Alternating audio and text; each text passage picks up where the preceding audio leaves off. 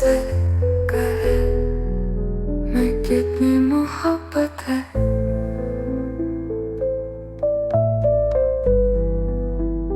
कितनी मोहब्बत है।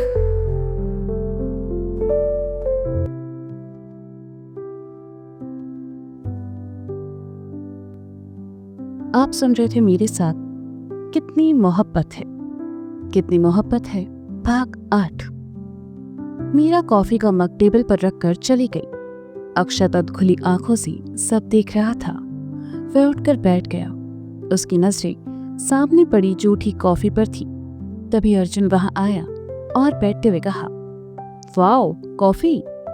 अक्षत उसे कुछ कहता या रोकता, इससे पहले ही अर्जुन ने वो कॉफी उठाकर होठों से लगा ली और पीकर कहा, नाइस कॉफी, तूने क्यों नहीं पी? आपने पीने कहा थी। वैसे आज आप इतनी जल्दी? पापा ने ऑफिस से निकाल दिया क्या? कहकर अक्षत खुद ही अपनी बात पर हंसने लगा। Bad job. मीटिंग खत्म हो चुकी थी तो सोचा क्यों ना थोड़ा फैमिली के साथ टाइम स्पेंड किया जाए। अर्जुन ने कॉफी पीते हुए कहा, आपको नहीं लगता आजकल आप फैमिली के साथ कुछ ज्यादा ही टाइम स्पेंड करने लगे हैं? अक्षत ने शरारत से कहा। वो सब छोड़ के बता आगे का क्या सोचा है?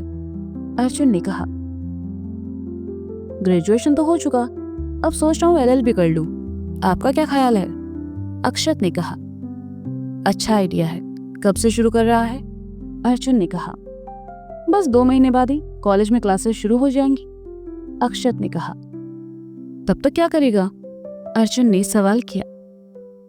तब तक आराम करूंगा, फैमिली को टाइम दूंगा, आपकी तरह। कहते हुए अक्षत एक बार फिर शरारत से मुस्कुराया। तू इन 2 महीनों में ऑफिस ज्वाइन क्यों नहीं कर लेता? तुझे पापा के काम की नॉलेज भी हो जाएगी। अर्जुन ने कहा, नो वे, मुझे कोई शौक नहीं है रोज सुबह ऑफिस जाने का। आपकी ये बोरिंग जॉब आपको ही मुबारक। अक्षत ने मुंह बनाकर कहा, तुम्हारी मर्जी। कहकर अर्जुन उठा और अपने कमरे में चला गया। थोड़ी देर में टी-शर्ट और ट्राउजर पहने वापस आया और बिना अक्षत की ओर देखे नीचे चला गया। अक्षत टेबल पर रखे खाली ग्लास को देखता रहा और फिर वापस सो गया।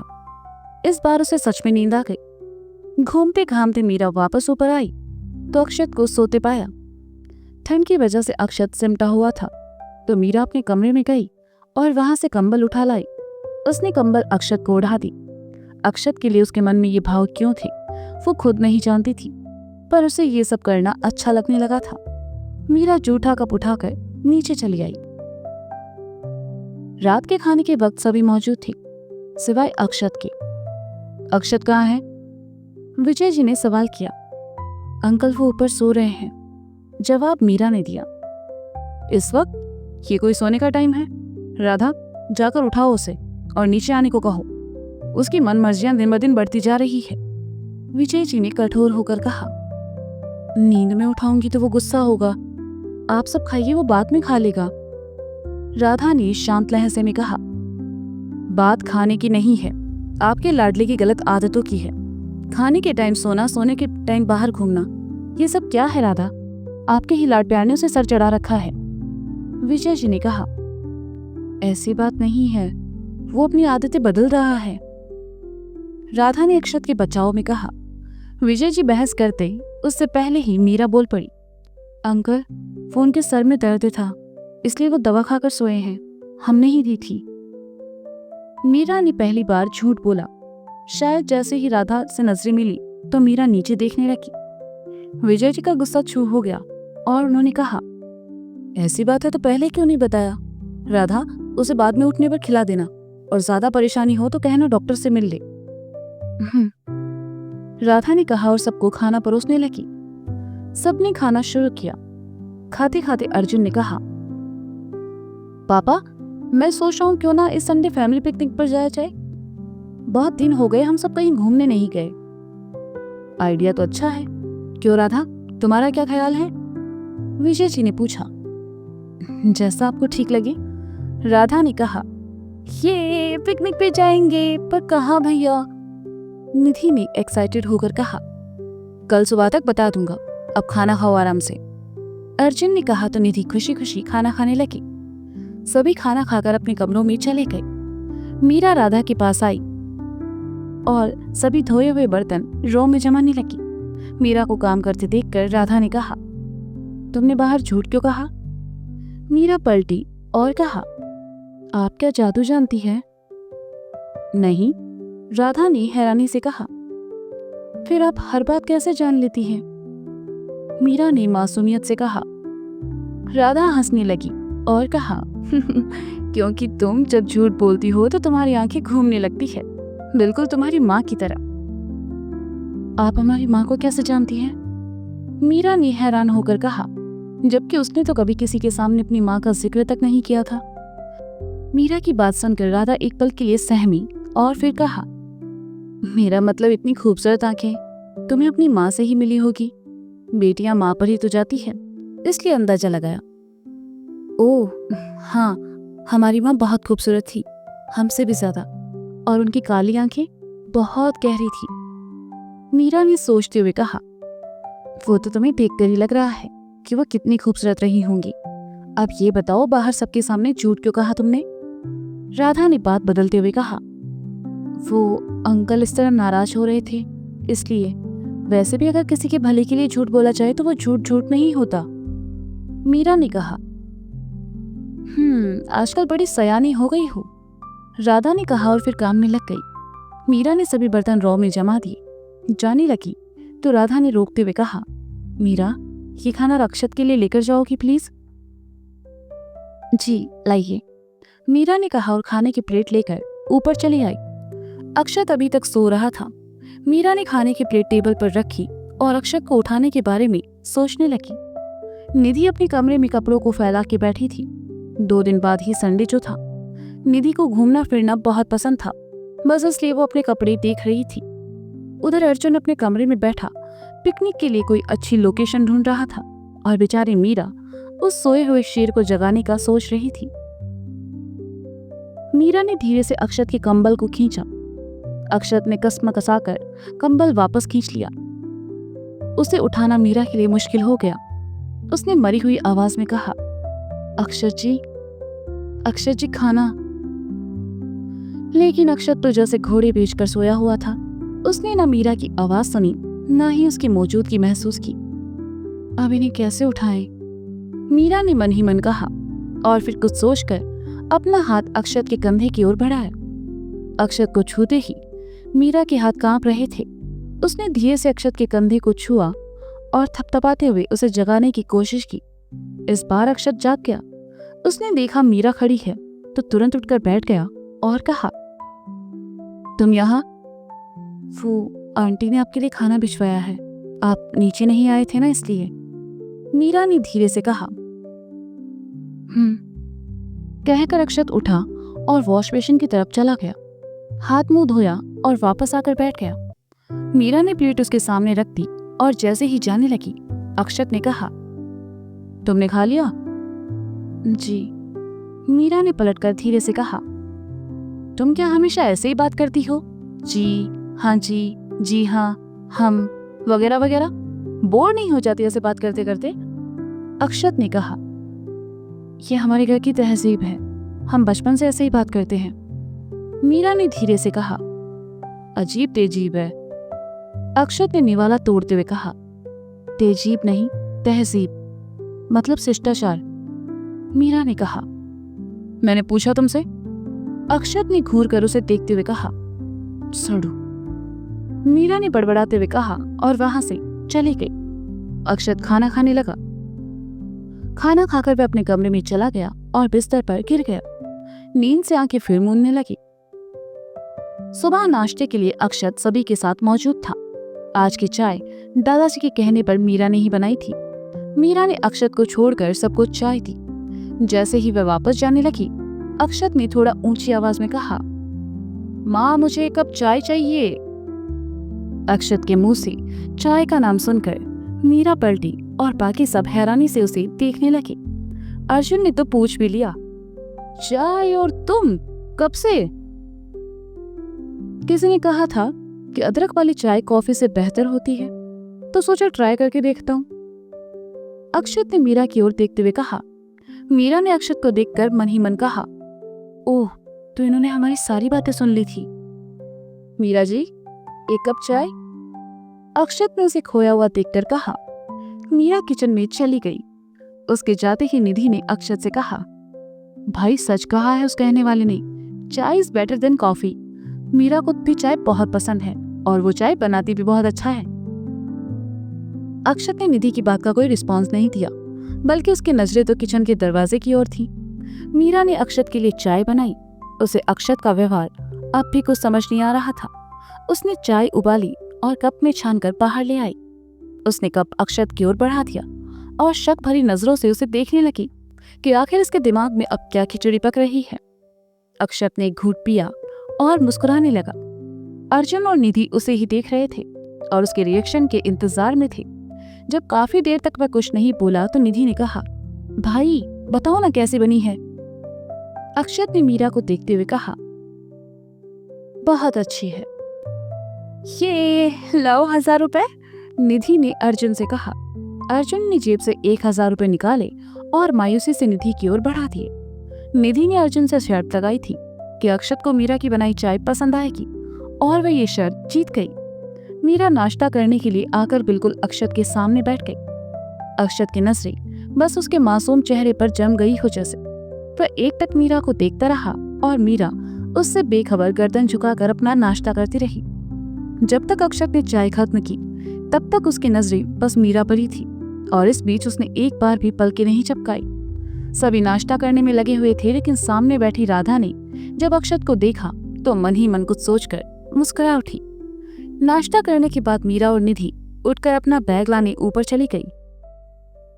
अर्जुन भी उठा और ऑफिस जाने की तैयारी करने लगा। मीरा और निधि जैसे ही नीचे आई, अक्षत ने मीरा को रोकते हुए कहा, मीरा जी, कितना अजीब लड़का है, कभी इतना बदतमीज और कभी इतना इज्जत से। उफ। मीरा बड़बड़ाते हुए अक्षत की तरफ पलटी और कहा, जी कहिए। चाय अच्छी बना लेती हैं आप, अगर चीनी डालेंगी तो और भी अच्छी बनेगी। अक्षत ने बिना किसी भाव के मीरा को देखते हुए कहा। मीरा ने अपना सर पीट लिया। उसे याद आया कि अक्षत की चाय में चीनी डालना तो वह भूल ही गई थी। उसने अक्षत की ओर देखा और कहा, वो हम चीनी डालना। अक्षत बिना उसकी बात पूरी सुने वहां से चला गया। मीरा एक बार फिर झुंझला उठी और बड़बड़ाते हुए जाने लगी। आखिर समझते क्या है खुद को, इतना एटीट्यूड भी अच्छा नहीं है कि किसी की बात भी ना सुने। बड़े आए, मान लिया चीनी डालना भूल गए तो क्या पीना जरूरी था? कह भी तो सकते थे, पर नहीं, इनको तो अपना एटीट्यूड दिखाना है। अगर चीनी भूले भी हैं तो इनकी वजह से ही भूले होंगे। वक्त बेवक्त हमारे दिमाग में सवार जो रहते हैं। मीरा अभी बड़बड़ाते हुए चल ही रही थी कि तभी सामने से आते लड़के से टकरा गई। मीरा ने झुंझला कर कहा, क्या है, घर में भी दिखकर नहीं चल सकते क्या आप? आज का तो दिन ही खराब है, हम बता रहे हैं। पहले उनसे 4 बातें सुनो, फिर ऐसे किसी भी ऐरे गैरे से टकरा जाओ। मीरा फिर बड़बड़ाने लगी। सामने खड़ा लड़का, जिसकी हाइट मीरा से कुछ कम ही थी, भूरे घुंघरालू बाल, भूरी भूरी आंखें, जिस पर नजर का चश्मा लगा था, वह भौचक्का सा मीरा को देख रहा था। उसने अपना सर झटका और कहा, लेकिन तुम ही देखकर नहीं चल रही थी। अच्छा जी, हम देखकर नहीं चल रहे थे, और आप जो सामने देखे बिना घुसे चले आ रहे हैं, उसका क्या? अब हमारा मुंह क्या देख रहे हैं, जाइए ना। मीरा ने कहा, अजीब लड़की है, खुद ही गलती करके खुद ही गुस्सा हो रही है। लड़का बड़बड़ाते हुए आगे बढ़ गया। मीरा भी चली गई। जब बाहर आई तो निधि ने कहा, अरे क्या हुआ, पारा क्यों चढ़ा हुआ है तेरा? ऐसे अजीब लोग घर में होंगे तो पारा तो चढ़ेगा ना निधि। मीरा ने निधि के साथ चलते हुए कहा, कौन, अक्षत भैया? निधि ने कहा, जी हाँ, आपके अक्षत भैया। समझते क्या है वो अपने आप को? इतना एटीट्यूड है कि अपने सामने किसी को कुछ नहीं मानते। ऊपर से वो एक अंधा, चलते चलते टकरा गया हमसे। मीरा ने गुस्से से कहा, कौन, शुभ भैया? निधि ने कहा, कौन शुभ? हमें नहीं पता कौन था वो। नूडल जैसे बाल रखे थे उसने, बिल्ली जैसी आंखें, उन पर भी चश्मा। मीरा ने कहा।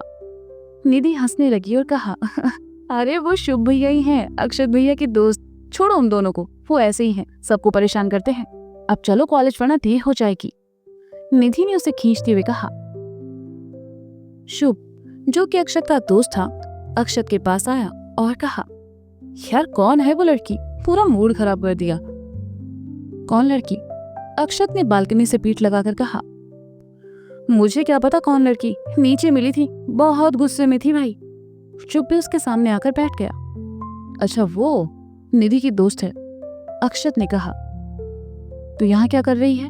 शुभ ने पूछा। यहाँ रहती है निधि के साथ, अक्षत ने कहा। यहाँ क्यों, उसका खुद का घर नहीं है क्या? शुभ ने फिर सवाल किया। अबे मुझे क्या पता, पापा ने रहने की परमिशन दी है उसे यहाँ, और मैं क्या सबका बायोडाटा लेकर बैठा हूँ जो तुमसे ये सब पूछ रहा है? अक्षत ने चिढ़ते हुए कहा। गुस्सा क्यों हो रहा है, पूछा ही तो है। वैसे कुछ भी बोल यार, है बड़ी खूबसूरत, गुस्से में तो और भी कमाल लगती है। शुभ ने मीरा को याद करते हुए कहा। तुझे तो एवरेज लड़की भी कमाल लगती है, अब ये बता यहाँ क्यों आया है? अक्षत ने थोड़ा चिढ़कर कहा। सिगरेट पिला फिर बताता हूँ, शुभ ने कहा। अक्षत अंदर गया और सिगरेट का पैकेट और लाइटर उठा लाया। शुभ ने सिगरेट जलाई और एक कश भर के अक्षत की ओर बढ़ा दी। मैं नहीं पीता। ओ बिट्टा जी, कब से? शुभ को बहुत हैरानी हुई। दिन के एक एक पैकेट सिगरेट फूकने वाला अक्षत आज सिगरेट के लिए मना कर रहा था। तुम भी मत पियो, इससे तुम्हें भी नुकसान होगा और तुम्हारे आसपास मौजूद लोगों को भी। अक्षत ने उसके मुंह से सिगरेट निकालकर फेंकते हुए कहा। तू चल मेरे साथ। शुभ ने अक्षत का हाथ पकड़ा और उठते हुए कहा। कहाँ? अक्षत ने कहा। हॉस्पिटल, चेकअप करवाने। अक्षत व्यास ने सिगरेट पीना छोड़ दिया है, यकीन नहीं हो रहा। तू चल, चल भाई तू चल, शुभ ने कहा। स्टॉप इट यार, अक्षत ने झुंझला कर कहा। तो बताओ मेरे बाबू, किसके कहने पर तुमने सिगरेट छोड़ी है? शुभ ने कहा। अक्षत किसी के कहने से क्यों चलेगा भला? मेरा मन नहीं इसलिए नहीं पी रहा, दैट्स इट। अब बता तू यहाँ किस लिए आया है? अक्षत ने शुभ से नजरें बचाकर कहा। अरे हाँ, वो मैं ये बताने आया था कि वो जो एडवोकेट सिन्हा है ना, मेरी उनसे बात हो गई है। वो हम दोनों को गाइड करने के लिए तैयार है। बोलो कब से स्टार्ट करना है? शुभ ने वापस बैठते हुए कहा। संडे के बाद, अक्षत ने कुछ सोचते हुए कहा। संडे को तू कहीं जा रहा है क्या? शुभ ने कुछ शक के भरे स्वर में पूछा। मोना के घर पार्टी है, उसका बर्थडे है। अक्षत के चेहरे के भाव एकदम से बदल गए। यार अक्षत, डोंट माइंड हाँ, लेकिन ये मोनालिसा मुझे तेरे साथ बिल्कुल अच्छी नहीं लगती, शुभ ने डरते डरते कहा। लेकिन अक्षत का मूड अच्छा था, इसलिए उसने पास बैठते हुए कहा। अच्छा, तो फिर मेरे साथ कैसी लड़की अच्छी लगेगी? शुभ उठा और घूमते हुए कहने लगा। तेरी पर्सनालिटी के हिसाब से ऐसी लड़की तेरे साथ जमेगी जो सीधी सादी हो, खूबसूरत इतनी कि मेकअप की कभी जरूरत ही ना पड़े, जब बोले तो उसे सुनते जाने का मन करे, जब चुप हो जाए तो उसकी आंखें भी बात करें, जो बिल्कुल तेरी तरह शांत हो, और जब गुस्सा आए तो तूफान, जो सबको खुश रखना जानती हो और जो तेरे गुस्से को भी मुस्कुराकर झेल जाए। ऐसी लड़की सूट करेगी तुझे। शुभ की बातें सुनते हुए अक्षत की आंखों के आगे एक ही चेहरा आ रहा था। हाँ, वही जो अभी आपकी आंखों के आगे आ रहा है, मीरा। अक्षत मुस्कुराया और कहा। मुश्किल है, दुनिया में ऐसी लड़की बनी ही नहीं जो मुझे समझ सके। सी, अब तो मैंने मेरे नाम के आगे भी लगा दिया है, कॉम्प्लिकेटेड।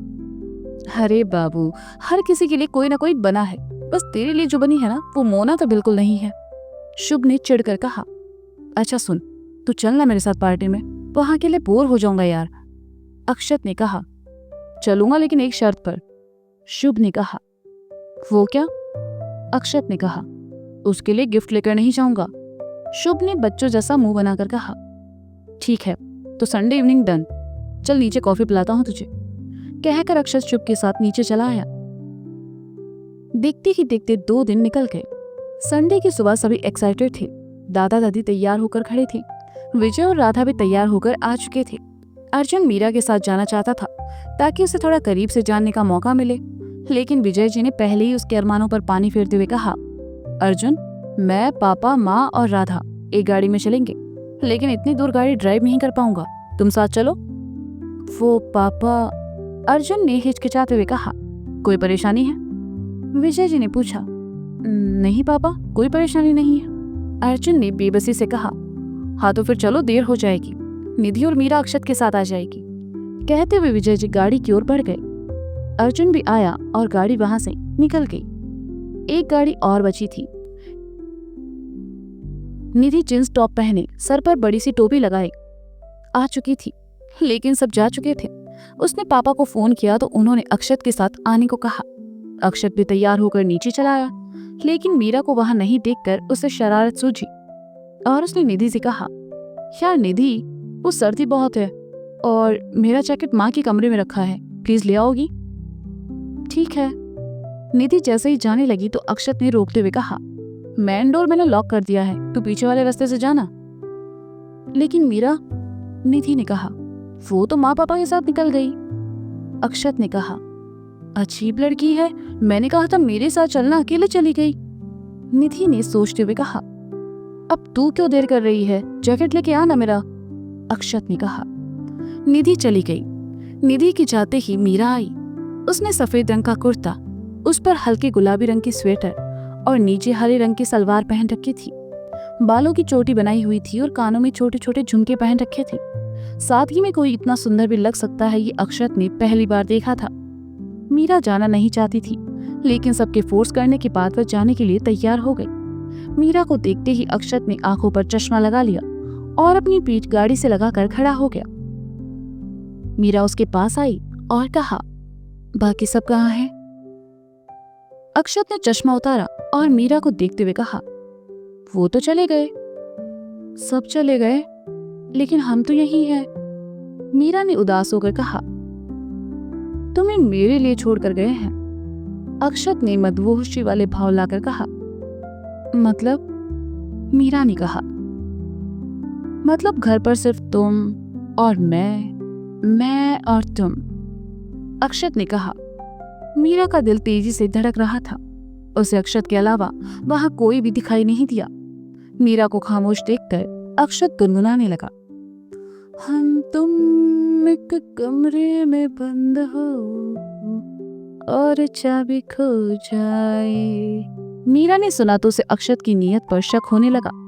उसने अपने कदम पीछे बढ़ा लिए, लेकिन अक्षत आज शरारत के मूड में था, इसलिए वह मीरा की ओर बढ़ा तो मीरा ने मन ही मन कहा, ये मैं कहाँ फंस गई। चलते हुए मीरा की पीठ पीछे दीवार से जा लगी और अक्षत उसके सामने था। उससे कुछ ही दूर मीरा का घबराना लाजमी था। आज से पहले किसी ने उसके साथ ऐसी हरकत नहीं की थी। वह मन ही मन बहुत घबरा रही थी। अक्षत ने जैसे ही हाथ बढ़ाया, उसने अपनी आंखें मूंद ली। अक्षत ने उसके बालों में लगा कागज का टुकड़ा हटाया और कहा, डोंट वरी, सिर्फ ये हटा रहा था। अक्षत की आवाज सुनकर मीरा ने अपनी आंखें खोली। तभी निधि वहां आ गई। निधि को वहां देखकर मीरा ने अक्षत को पीछे धक्का दिया और गाड़ी के पास आ गई। निधि अक्षत के पास आई और चिढ़ते हुए कहा, वहां तो कोई जैकेट नहीं है। डफर, ये मैंने पहनी तो है। सिली गर्ल, अक्षत ने जैकेट की ओर इशारा करते हुए कहा, जो कि उसने पहना हुआ था। स्टूपिड, मेरा टाइम क्यों वेस्ट किया। निधि उसे मारने के लिए दौड़ी। भागते हुए अक्षत गिर पड़ा। जैसे ही वह गिरा, मीरा हंसने लगी। कुछ देर पहले मीरा डरी हुई थी और अब हंस रही थी। अक्षत ने देखा तो उठा और निधि को सॉरी बोलकर गाड़ी में बैठने को कहा।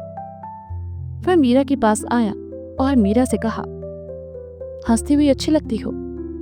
सुनकर मीरा जैसे ही मुस्कुराई, अक्षत ने आगे कहा, तुम्हें लगता है मैं ऐसा कहूंगा? मुझे बिल्कुल पसंद नहीं है कोई मुझ पर हंसे। कहकर वह दूसरी तरफ जाकर गाड़ी में बैठ गया। मीरा झुंझला उठी। आखिर ये लड़का चाहता क्या था? तो दोस्तों, ये था कितनी मोहब्बत है भाग 8। इसका अगला भाग आप जल्द ही सुनेंगे मेरे साथ। तब तक के लिए कहानी अगर आपको पसंद आ रही है तो इसे लाइक करें, कमेंट करें, अपने दोस्तों के साथ शेयर जरूर करें और कहानी के अगले भाग को सुनने के लिए मेरे चैनल को सब्सक्राइब जरूर करें। थैंक यू सो मच इतना सारा प्यार दिखाने के लिए। Bye bye.